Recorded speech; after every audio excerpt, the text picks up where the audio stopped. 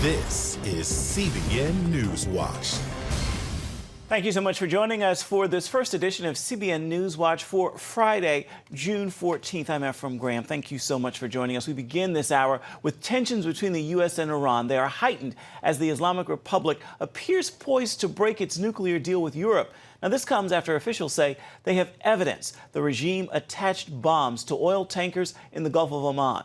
Pentagon officials say this video, captured by Navy surveillance, shows Iran's Revolutionary Guard pulling alongside a targeted ship to remove evidence. An unexploded bomb attached to the ship's hull by a magnet. One of the ships burned for hours and is in danger of sinking. The USS Bainbridge, stationed in the region, rushed in to help, and now another Navy destroyer is on its way to assist. Iranian officials deny responsibility, but Secretary of State Mike Pompeo says the evidence is clear. This assessment is based on intelligence, the weapons used, the level of expertise needed to execute the operation, recent similar Iranian attacks on shipping, and the fact that no proxy group operating in the area has the resources and proficiency to act with such a high degree of sophistication.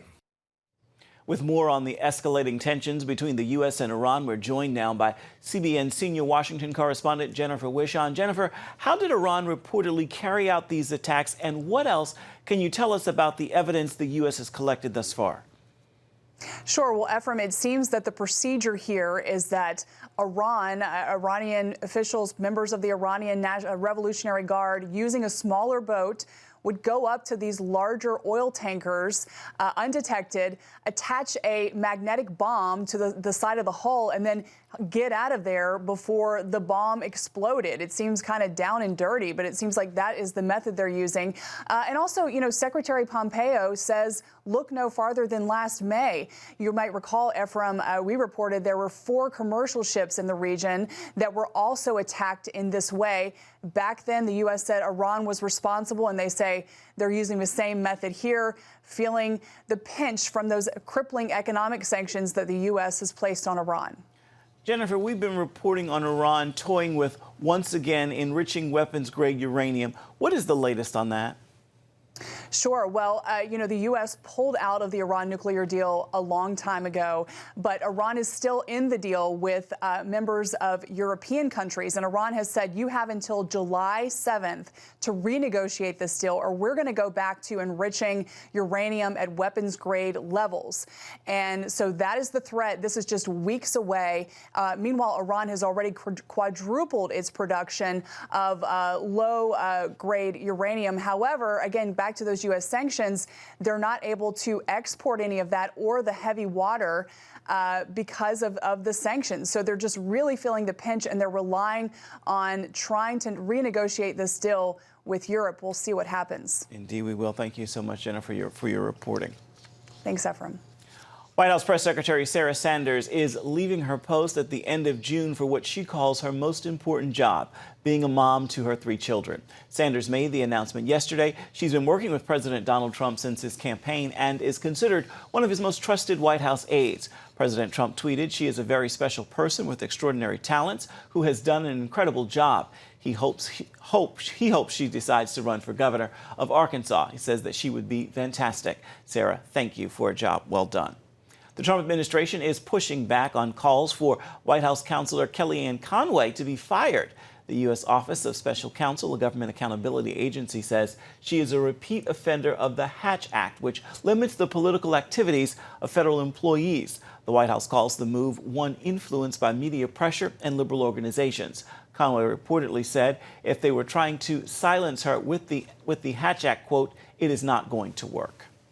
The man accused of the New Zealand mosque attack smirked as his lawyer entered a not guilty plea in a courtroom filled by survivors and relatives of the 51 who were killed. Investigators charge Brenton Tarrant for opening fire on worshipers in 2 mosques on March 15th, live streaming much of the attack on Facebook. Tarrant had earlier published a 74-page manifesto detailing his plans.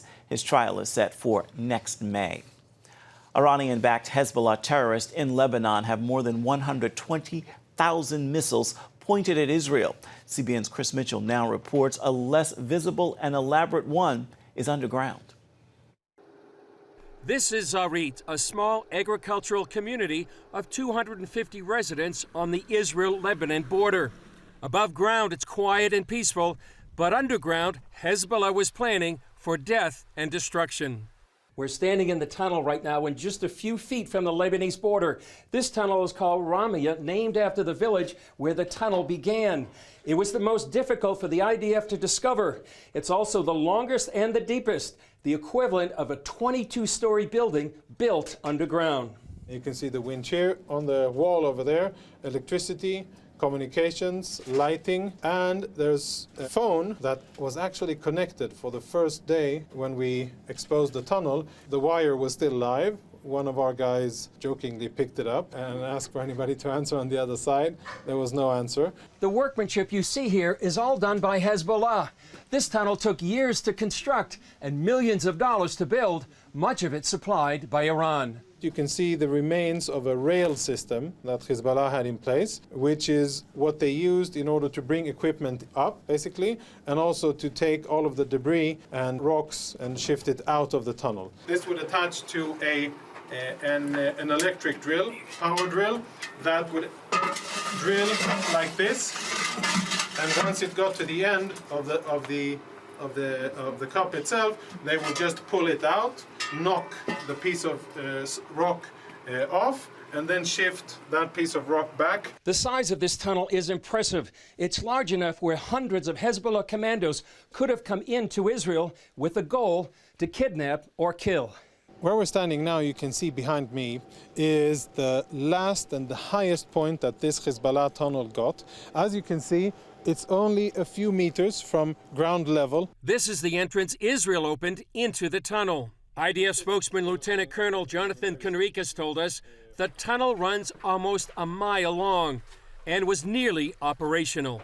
Operational in the sense of Hezbollah actually having the ability to break out and then to run to the nearest Israeli community. There are two communities here nearby, less than 6 minutes running distance from where we are now. Tunnel warfare expert Daphne Richmond Barak says the value of this type of warfare is priceless for Hezbollah. The potential reward is a major one if only it succeeds, because it neutralizes the technological advantage of the Israeli army. For now, Conricus believes they have found and rendered all the border tunnels useless, either by destroying or filling them with cement. That doesn't mean that we have, even for 1 second, let down our guard and have stopped looking. In the meantime, this massive tunnel represents the persistent determination of Hezbollah to destroy Israel and the IDF's vigilance to stop one of Israel's greatest enemies. Our Chris Mitchell joins us now from Jerusalem. Chris, an absolutely incredible story. What else can you tell us about those tunnels? Well, Ephraim, it was just an amazing experience to be in that tunnel. I've never seen anything quite like that. In fact, we never got to the bottom of the tunnel.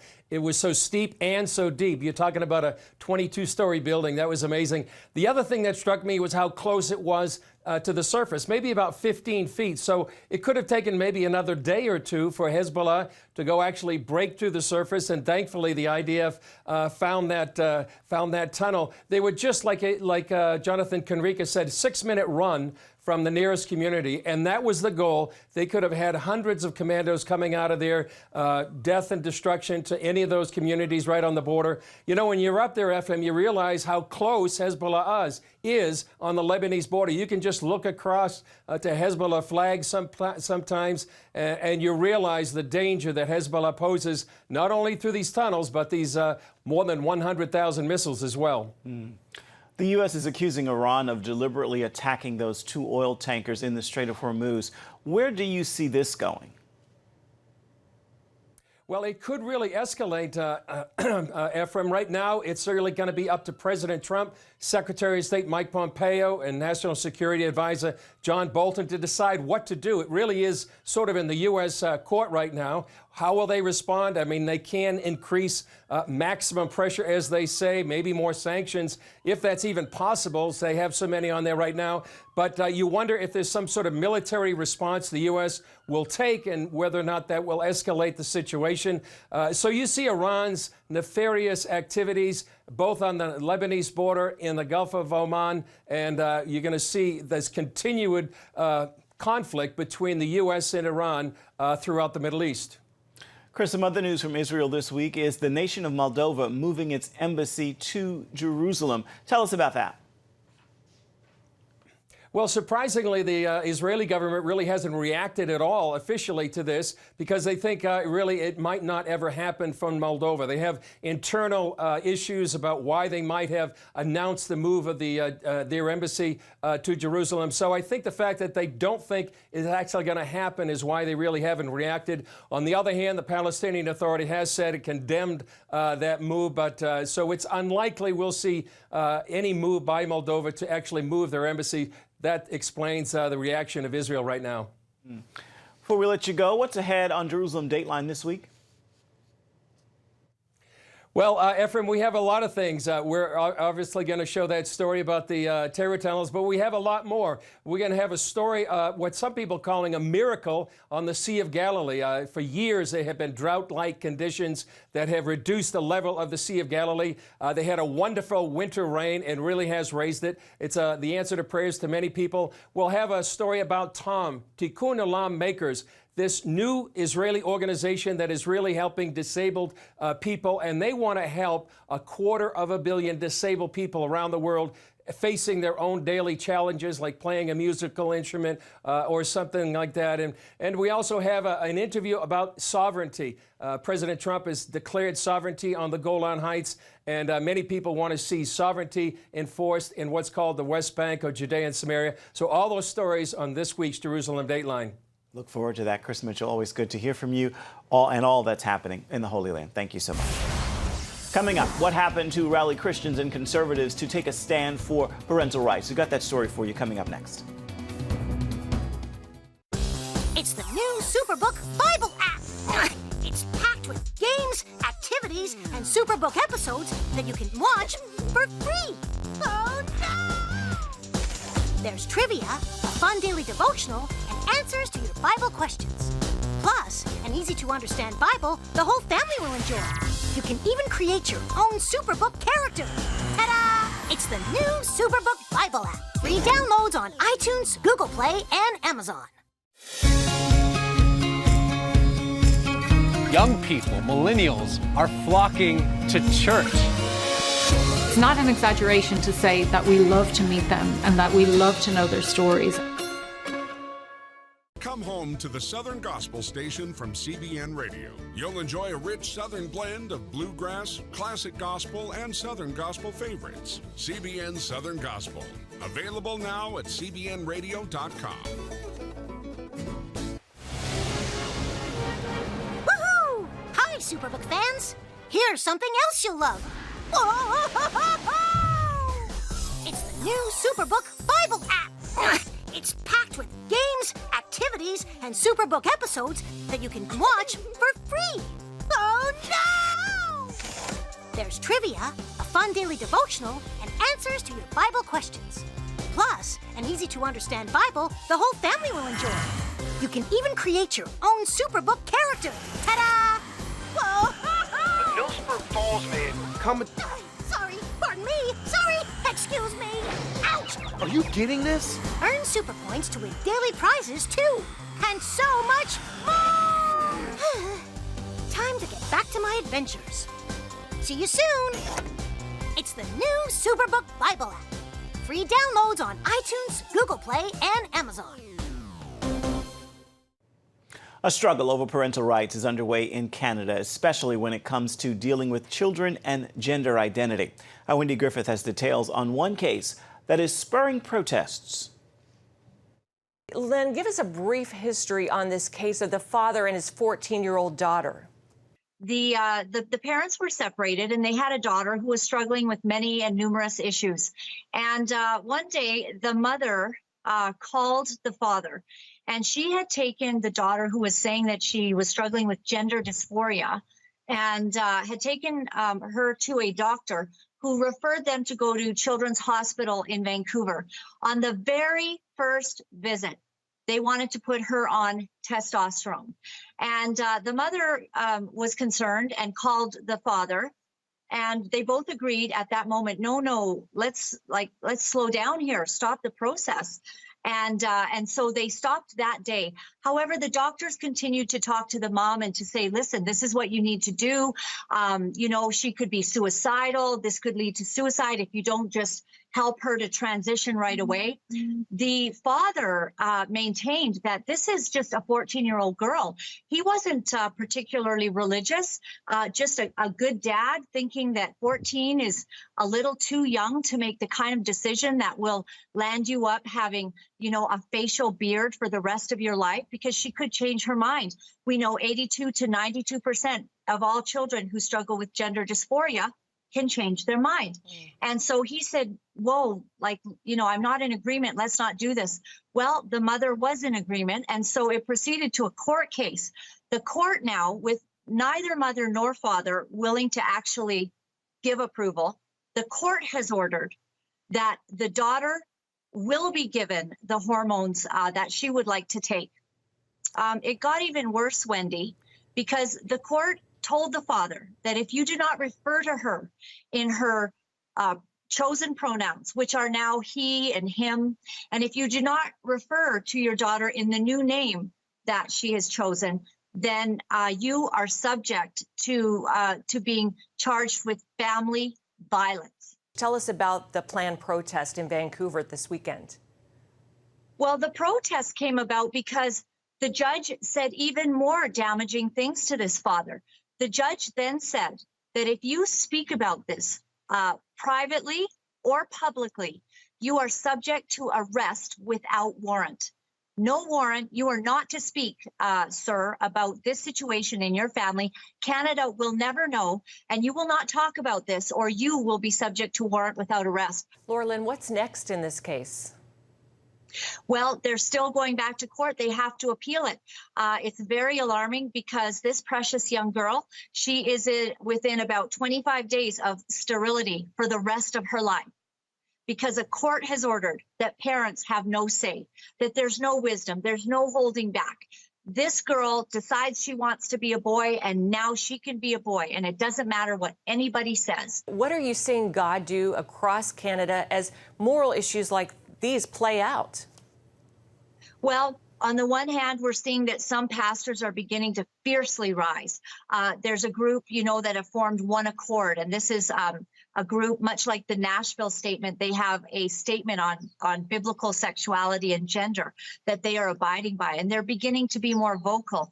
And then on the other hand, we have many churches. They don't want to talk about gender issues. They don't want to talk about what's going on because they don't want to offend anyone, and they want to have a presence of love in their church. And so while we completely advocate for this love, we have to understand that in Canada, we are losing our rights. We are losing the ability to speak, to simply speak the truth. And I'm very afraid, Wendy, that if we don't rise up, and if pastors don't really join together and begin to say, no, we believe in the scriptural, the way that the scriptures define gender and sexuality. If we don't rise up, we are going to lose our right to even speak on this, because in Canada, gender rights have been set up as a human right, and you can be taken to this human rights tribunal. It's like a kangaroo court. Thanks so much for bringing this issue to light for us, and we look forward to updates on this important case. Thank you, Wendy. Coming up, two pastors talk with CBN News about their protest of a mega Planned Parenthood that's going to open in their city and how they're helping women choose life.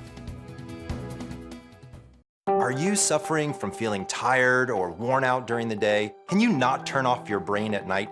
You are not alone. Hi, I'm Dr. Michael Bruce, the sleep doctor, and I've partnered with the Christian Broadcasting Network, and we're going to bring you some unbelievable information that you can use tonight to get a better night's rest.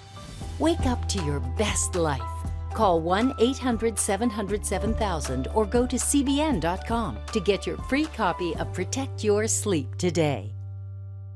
If If you want to be an attorney with a passion for serving people and for excellence, Regent University needs to be high on your list. Regent's award-winning law school doesn't just create lawyers. We create leaders, judges, prosecutors and defense lawyers, civil litigators, and leaders in government. My focus has been trying to really make sure we have the future leaders we need for the bench and the bar and for society generally. You'll learn from highly credentialed leaders who are current and former judges, distinguished scholars, and ACLJ counsel. I'm so glad I chose Regent. The relationships here have been amazing. The faculty have been amazing. Not everybody's called to the same thing when they leave law school, but they're called by a God who has a purpose for their lives, and He is going to use that education to make a difference in the world. Regent will prepare you to be a purpose-driven, practice-ready lawyer. To start your rewarding law career, complete the online application, submit your transcripts, and take the law school admissions test by July. Apply today. If you want to be an attorney with a passion for serving people and for excellence, Regent University needs to be high on your list. Regent's award-winning law school doesn't just create lawyers. We create leaders, judges, prosecutors and defense lawyers, civil litigators, and leaders in government. Ready to become a purpose-driven, practice-ready lawyer? To start your rewarding career, complete the online application, submit your transcripts, and take the law school admissions test by July.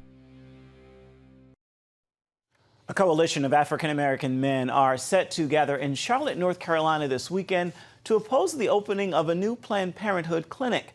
With 80% of Planned Parenthood clinics located within 1 mile of neighborhoods of color, they say they must take action. CBN's Charlene Aaron spoke with 2 pastors leading that effort.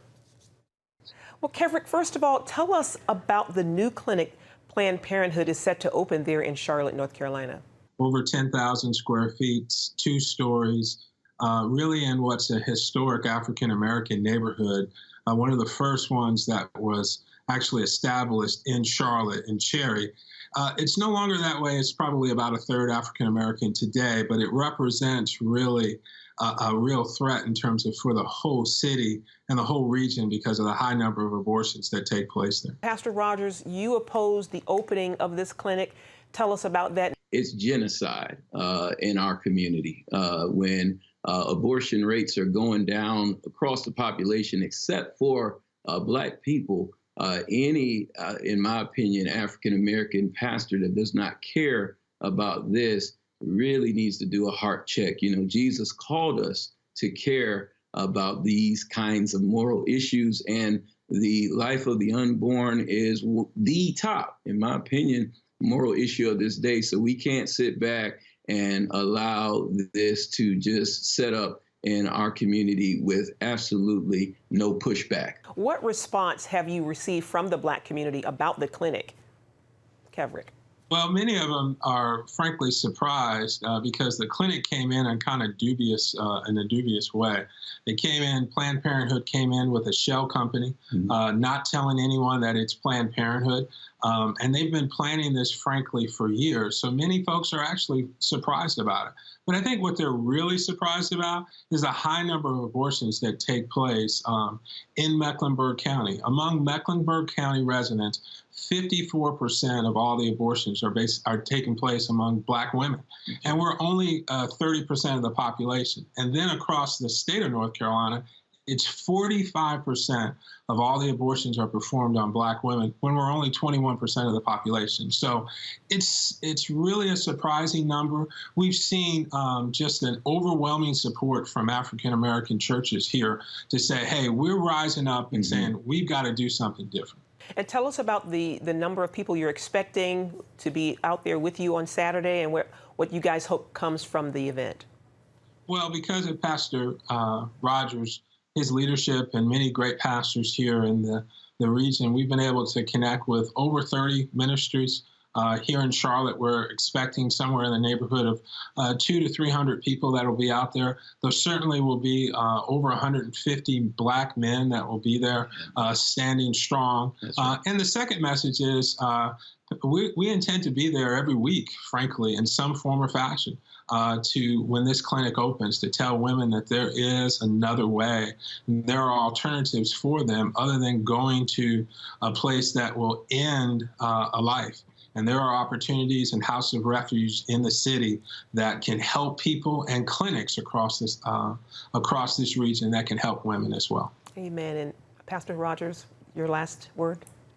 Well, my last word is clear. You know, we are assigned to hold up the standards of Christ in these last days. And I really do believe Hosea 4:6 was right when it said, our people are literally destroyed because of a lack of knowledge. And I think when we don't have knowledge of what's going on right underneath our nose, we are at our own demise. So I'm believing for God to show himself strong. I'm believing for people in our community and across this nation to begin to believe and know that Jesus was right when he said that he came, watch this, that we might have life. Thank you so much for your time. God bless you. Thanks for having me. Thank you. Family tragedy inspires new music from Anthony Evans. See how next.